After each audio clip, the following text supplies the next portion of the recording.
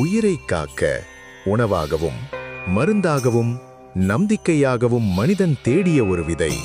ஒரு சின்ன விதைதான், ஆனால் அதில் அடங்கியிருப்பது 1000 ஆண்டுகளின் வரலாறு.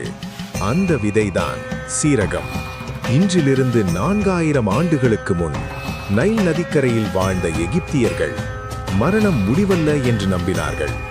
மம்மிகளை பாதுகாக்க, உடல் அழுகாமல் இருக்க அவர்கள் நம்பியது சீரகம். காலம் நகர்ந்தது. சீரகம் கிரேக்கம் ரோமம் வரை பயணித்தது.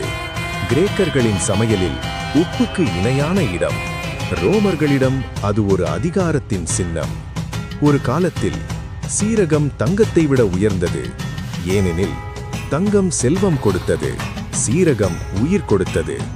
அதே நேரத்தில் இந்தியாவில் சித்தர்களும் ஆயுர்வேத வைத்தியர்களும் சீரகத்தை உயிர் காக்கும் மருந்தாக்கினார்கள்.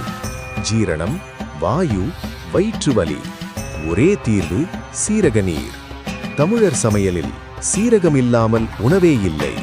பின்னர் மசாலா வர்த்தக பாதை. இந்தியா, அரேபியா, ஐரோப்பா. ஒரு காலத்தில் போர்கள் நடந்தது மண்ணுக்காக அல்ல, உயிர் காக்கும் மசாலாக்களுக்காக. அதில் முன்னணியில் இருந்தது சீரகம்.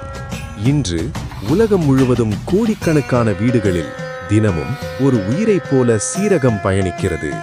ஒரு சின்ன விதைதான், ஆனால் அதில் அடங்கியிருப்பது மனித நாகரீகத்தின் உயிர்.